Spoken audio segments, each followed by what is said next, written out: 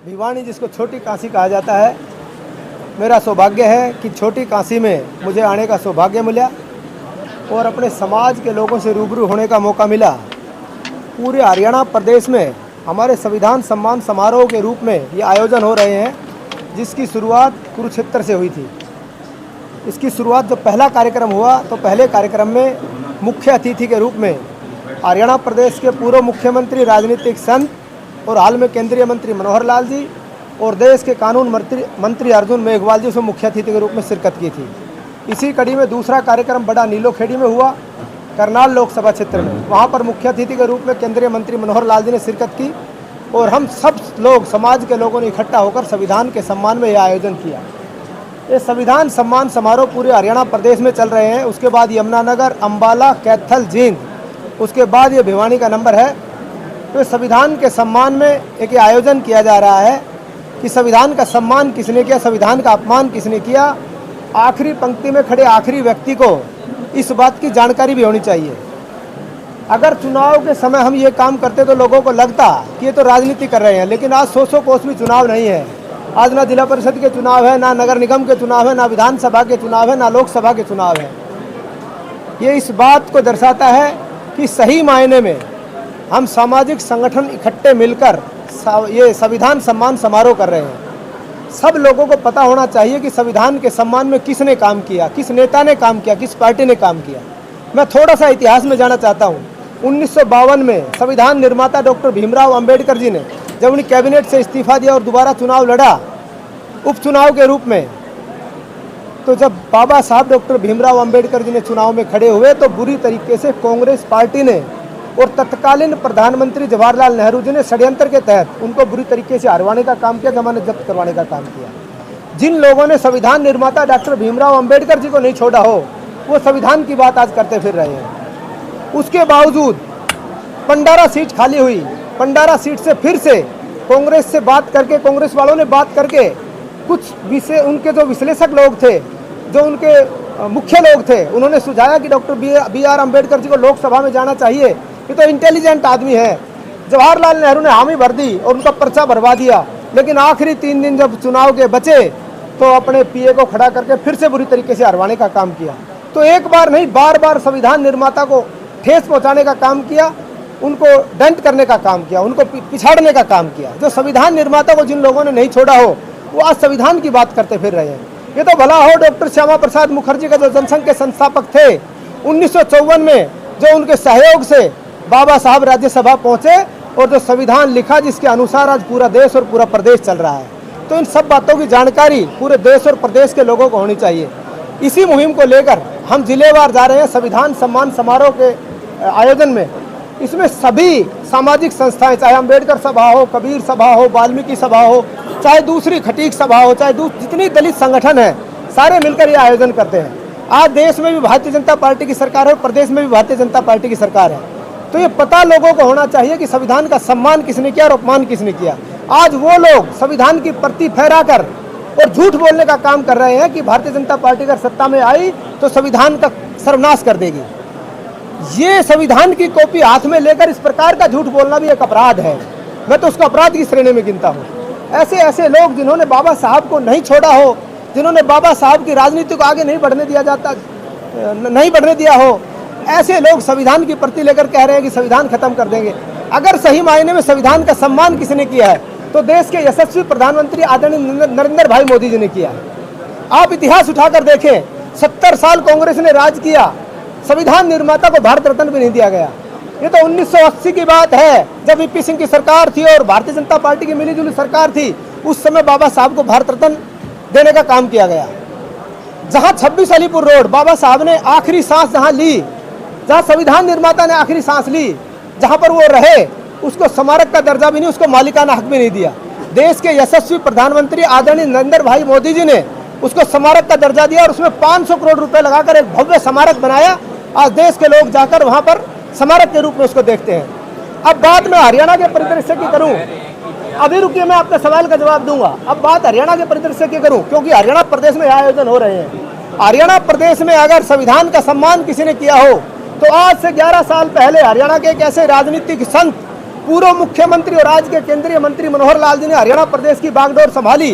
जो हरियाणा प्रदेश सरकारी नौकरियों में बोलियां लगाए जाने पर मशहूर था, जहां जो भी व्यक्ति आता चहेतों को नौकरी, चहेतों को काम देने में मशहूर था, उस राजनीतिक संत ने आने के बाद सत्ता परिवर्तन तो बहुत बार हुए, लेकिन व्यवस्था परिवर्तन पहली बार हुआ। उस राजनीतिक संत ने पहली बार सत्ता संभालते ही कहा, मैं राजा, धर्म और पार्टीबाजी से ऊपर उठकर योग्यता के आधार पर नौकरी दूंगा।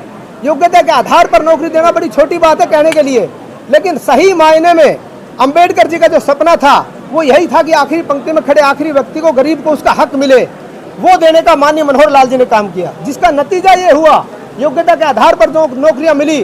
जो दलित वर्ग का पीड़ित बच्चा था, जो गरीब बच्चा था, जिसके घर पर छत नहीं, खाने के लिए रोटी नहीं थी, वो व्यक्ति HCS लगे हैं। तो डॉक्टर BR अम्बेडकर जी की कलम का सही मायने में किसी ने इस्तेमाल हरियाणा के परिदृश्य में किया है तो हरियाणा के पूर्व मुख्यमंत्री राजनीतिक संत मनोहर लाल जी ने किया है।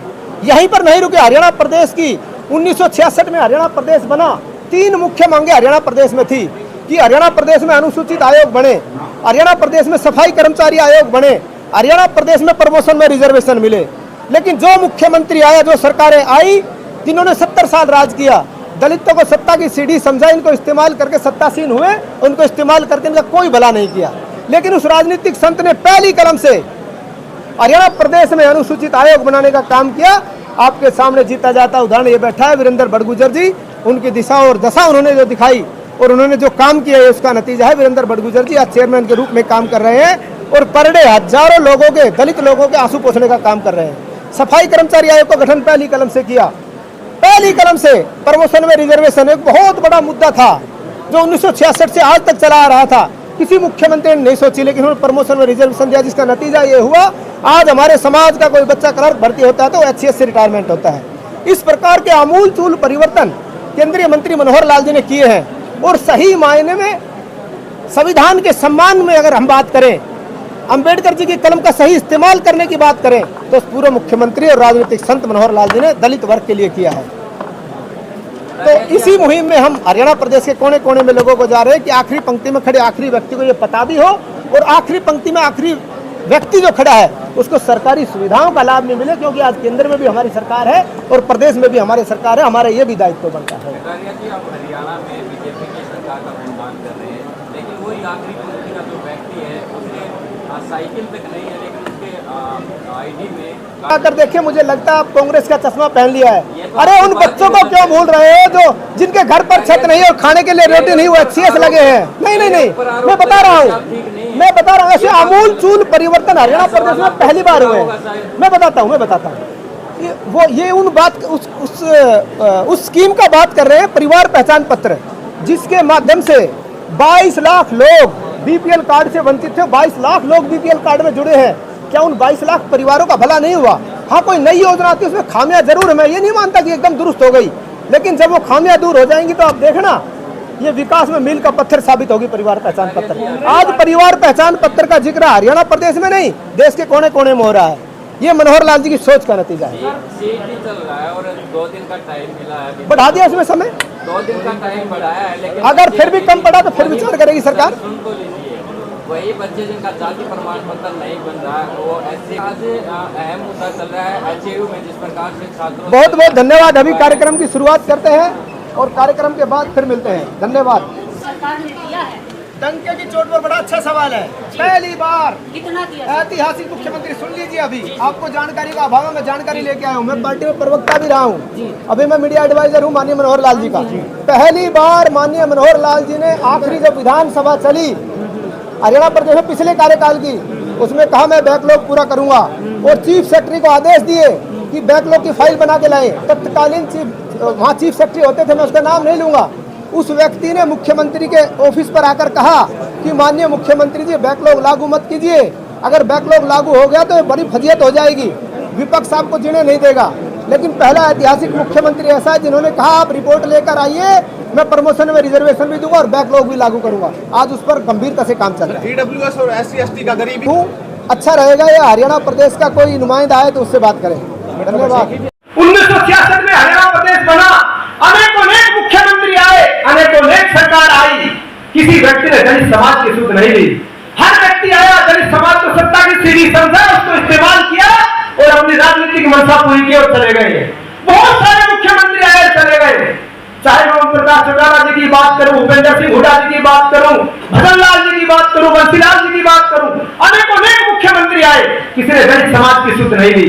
लेकिन आज से 11 साल पहले हरियाणा प्रदेश में एक ऐसे राजनीतिक संत ने एंट्री की जिसने कहा था बाबा साहब की कलम का इस्तेमाल, जो मेरे हाथ में कलम बाबा साहब की बदौलत है, उसका इस्तेमाल मैं दलितों के हक और हकूक की लड़ाई लड़के करूंगा।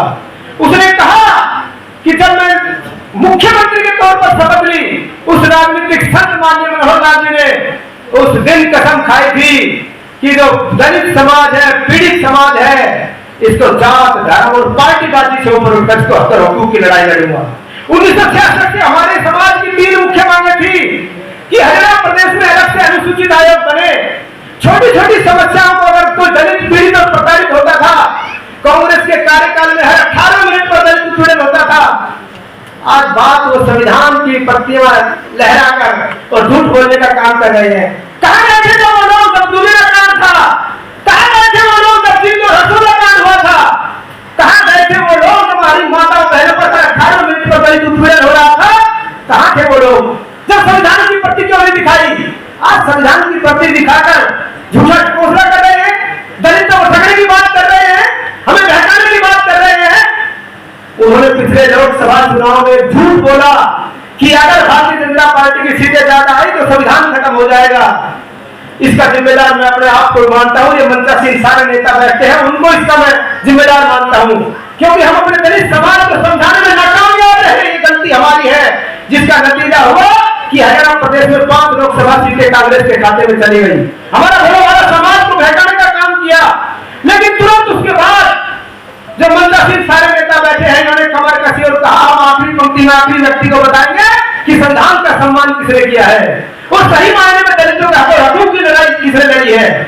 उसका नतीजा ये हुआ, आप सब लोगों के सहयोग और आशीर्वाद से तीसरी बार प्रचंड बहुमत से भारतीय जनता पार्टी की सरकार बनी है। साथियों, 3 मांग जो मुख्य थी, पूर्व मुख्यमंत्री और पूर्व की सरकार में किसी ने नहीं सुनी, लेकिन माननीय पूर्व मुख्यमंत्री मनोहर लाल जी ने पहली कलम से कहा कि मैं दलितों के हक और हकूक की लड़ाई लड़ूंगा, और पहली कलम से अनुसूचित आयोग हरियाणा प्रदेश में बना, जिसका नतीजा ये हुआ कि हमारा भाई बड़गुजर जी बैठा है, प्रतिदिन हजारों नौजवानों की, 1000 पीड़ित प्रताड़ितों के आंसू पोंछने का काम करता है। ये मनोहर सोच का नतीजा है जो आज बड़गुजर जी बैठे हैं। आज बखूबी सफाई कर्मचारी आयोग काम कर रहा है। तीसरी जो बड़ी मांग हरियाणा प्रदेश में थी, प्रमोशन में रिजर्वेशन मिले, कहने के लिए बड़ी छोटी सी बात है, कोई भी कहेगा प्रमोशन में रिजर्वेशन दे दी, छोटी बात नहीं है। हमारे समाज का कोई बच्चा क्लर्क भर्ती होता था, वो क्लर्क से रिटायरमेंट हो जाता था, लेकिन माननीय मुख्यमंत्री मनोहर लाल जी ने, पूर्व मुख्यमंत्री मनोहर लाल जी ने, उस राजनीतिक संत ने कहा कि मैं प्रमोशन में रिजर्वेशन दूंगा। और जब उन्होंने विधानसभा में घोषणा की मैं प्रमोशन में रिजर्वेशन दूंगा, तो उस समय विपक्ष के नेता भूपेंद्र सिंह हुड्डा होते थे। उन्होंने कहा खड़े होकर और हंसी मजाक उड़ाकर एक मजाक ही लहजे में कहा, अरे मनोहर लाल जी तेरे बस की नहीं है प्रमोशन में रिजर्वेशन देना। मनोहर लाल जी विधानसभा से बाहर आए, चीफ सेक्रेटरी को बुलाया। उस समय में मुख्यमंत्री जी का मीडिया एडवाइजर होता था, और जब उस समय के तत्कालीन जो चीफ सेक्रेटरी थे, मैं उनका नाम नहीं लेना चाहता, उन्होंने मनोहर लाल जी के कान में कहा, ये तो आपने जो जीता जाता सांप गले में डाल दिया, ये तो बड़ी घाटे का सौदा हो जाएगा। मनोहर लाल जी ने पूछा भी क्या बात, क्या हुआ? क्या अगर हम प्रमोशन में रिजर्वेशन देते हैं तो जो पहले नंबर पर प्रमोशन जिसकी होती है, अगर दलित समाज को रिजर्वेशन देते हैं तो 52वें व्यक्ति की प्रमोशन करनी पड़ेगी, 51 व्यक्ति नाराज हो जाएंगे। बड़ी गजब की बात आपको बताता हूं, उस दिन बड़ी गजब की अनुभूति मुझे हुई, खुशी के आंसू मुझे आए। ऐसा व्यक्ति हरियाणा प्रदेश का मुखिया था जिसने कहा कि चीफ सेक्रेटरी साहब ने तो 51 व्यक्ति नाराज हो रहे हैं, अगर 100 भी नाराज हो रहे तो भी मैं प्रमोशन रिजर्वेशन देके जाऊंगा।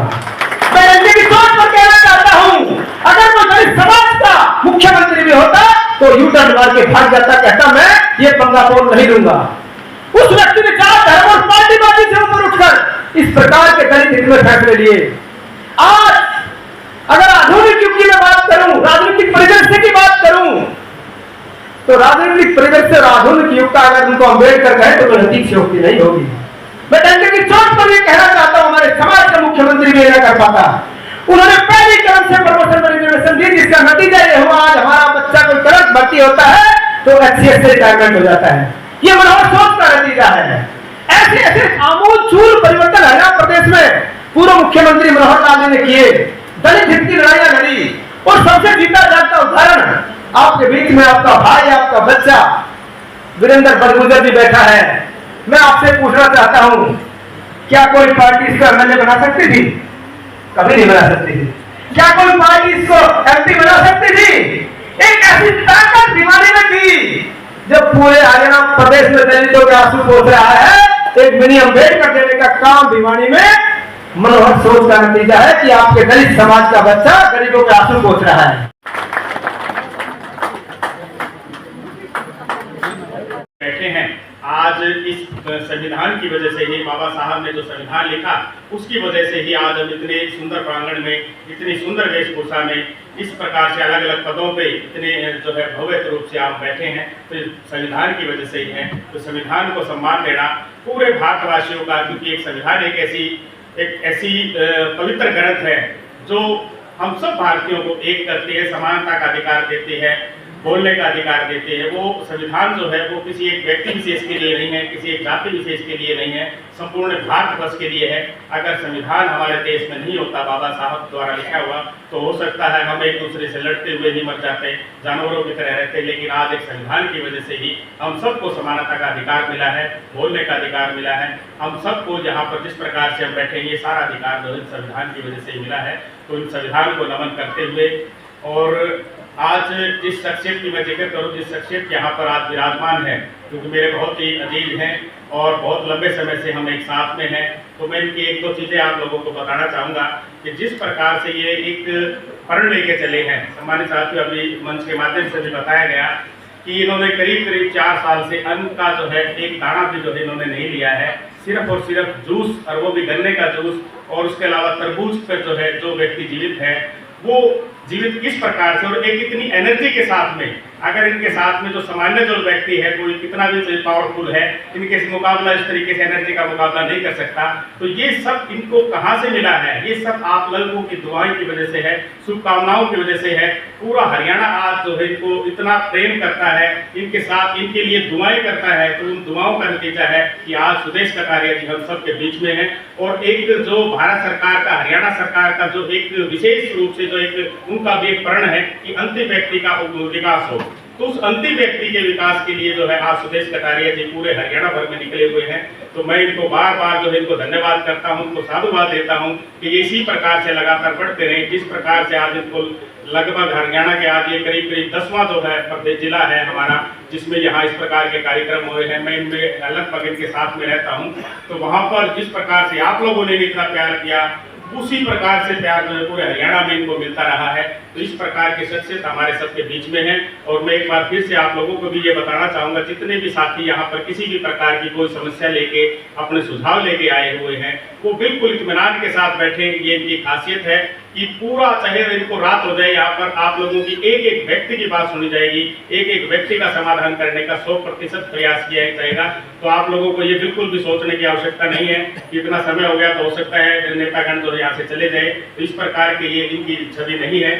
और जिस प्रकार से अभी कई लोगों ने बताया भी इनके बारे में कि ये, मैं भी ये इस बार विशेष रूप से जानता हूँ कि ये एक नेता नहीं है और ना ही नेता बनने के लिए आए हैं। ये एक ऐसी शख्सियत, मैं तो इनको नायक कहता हूँ समाज का, ये समाज का नायक है, जो कि जिस प्रकार से पूरे अनुसूचित समाज को साथ लेके चल रहे हैं और पूरा अनुसूचित समाज जो है आज इनके पीछे है। तो ऐसी शख्सियत हमारे बीच में है। उस शख्सियत को मैं बार बार जो है उनको नमन भी करता हूँ, उनको नमस्कार करता हूँ, उनका धन्यवाद करता हूँ कि इतनी एनर्जी जो है ये इस काम में लगा रहे हैं कि अंतिम व्यक्ति जो पायदान पे खड़ा है उसका विकास हो। और एक बात और मैं आप लोगों को बताना चाहूँगा कि जिस प्रकार से पीछे कुछ समय पहले कुछ समाज के वशीभूत कुछ राजनीतिक लोगों ने एक भ्रम फैलाने का प्रयास किया हमारे समाज के लोगों में कि संविधान खतरे में है, संविधान बदलने वाला है। तो हमारे साथियों, मैं आप सबको ये बताना चाहूँगा, इस बात से आपको बिल्कुल ये उदाहरण देना चाहूँगा मैं, इस बात से आपको सारी शंकाएं दूर हो जाएंगी कि जो पार्टी, जो सरकार, जो एससी कमीशन क्या चीज है? एससी कमीशन एक ऐसी व्यवस्था है जिसके माध्यम से अनुसूचित जाति के जितने भी अधिकार है वो सुरक्षित रहते हैं। 1966 में हरियाणा का गठन हुआ और उसके बाद में जितनी भी सरकारें रही, लगातार हमारे संगठन, अलग अलग सामाजिक संगठन जो है डिमांड करते रहे कि हरियाणा में एससी कमीशन का गठन हो, लेकिन जितनी भी सरकारें रही कभी भी इस पर ध्यान नहीं दिया गया। जब भारतीय जनता पार्टी की मनोहर लाल जी के नेतृत्व में जब सरकार बनी, उनके सामने भी इस प्रकार की बातें आई तो उन्होंने पहले ही दिन से ये निर्णय ले लिया कि मैं ये काम जरूर करूंगा, और उन्होंने करके दिखाया। हरियाणा में एससी कमीशन का गठन किया। तो ये एक सबसे बड़ा एक उदाहरण है कि जो व्यक्ति, जो सरकार हरियाणा एससी कमीशन की निर्माण कर सकती है तो वो संविधान के बारे में किस प्रकार से अच्छा सोच सकते। सम्मान, ये उनको संविधान को सम्मान देना है, क्योंकि बाबा साहब ने संविधान जब लिखा था तब उसमें एससी कमीशन के बारे में लिखा था, और 1966 से आप देखते आ रहे लगातार कि किसी भी सरकार ने नहीं किया। और जब मनोहर लाल की जब सरकार आई तो जब उन्होंने एससी कमीशन का गठन किया, जो कि आपके अधिकारों के लिए, आपके अधिकारों की रक्षा के लिए काम करता है, तो उस प्रकार से इस प्रकार का जो भ्रम है वो आप सब समझ सकते हैं कि सभी लोग बुद्धिजीवी लोग हैं कि किस प्रकार की, किसकी मंशा किस प्रकार से है।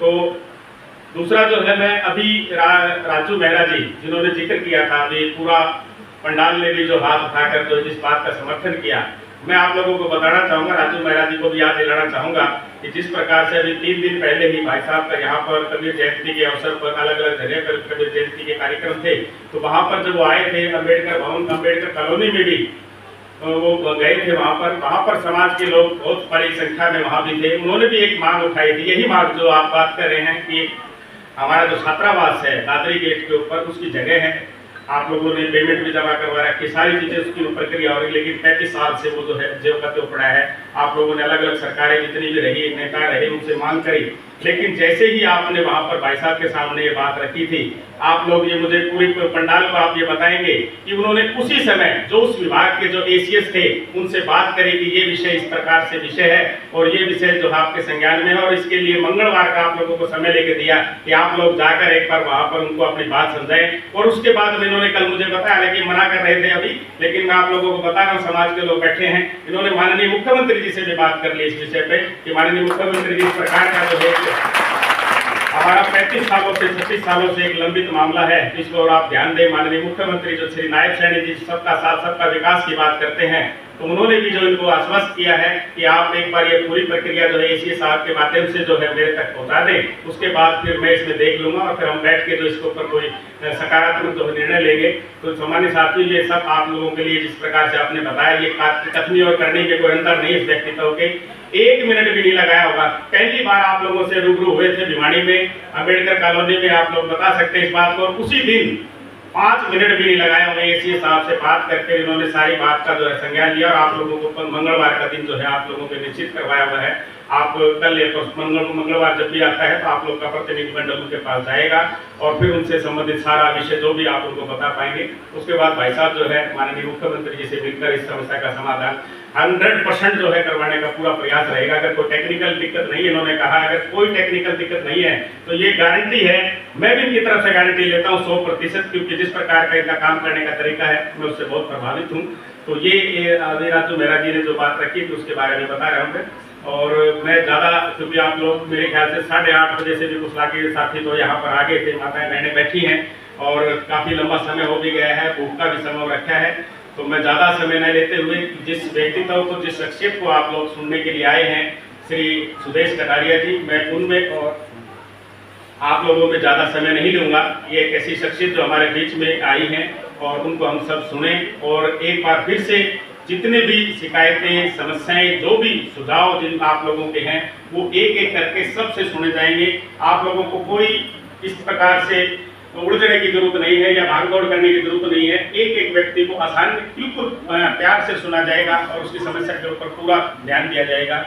पूरा एससी कमीशन भी आप लोगों के एससी कमीशन के रूप में जो है वाइस चेयरमैन के रूप में मैं भी आप लोगों के बीच में हूँ। जो समस्याएं मेरे से संबंधित होगी हम सुलझाएंगे और जो भाई साहब से संबंधित है वो भाई साहब सुलझाएंगे। तो आपको बिल्कुल निश्चिंत रहें, आपकी बात को बिल्कुल सुना जाएगा। इन्हीं सब बातों के साथ में आप सबका बहुत बहुत धन्यवाद। आप लोग एक हमारे छोटे से बुलावे पे आप लोग इतनी अच्छी संख्या में आए, चारों तरफ से मैं आप सबका बहुत बहुत धन्यवाद करता हूं, साधुवाद देता हूं, बधाई देता हूं कि इस प्रकार से समाज जो है आज एक सूत्र में बंधा हुआ है, जो आज पूरा जो है समाज जो आज एक साथ खड़ा है, सभी जातियां जो आज एक साथ खड़ी हैं। तो एक बार फिर से आप सबको नमन करते हुए, धन्यवाद करते हुए, जय भीम, जय भारत, जय संविधान।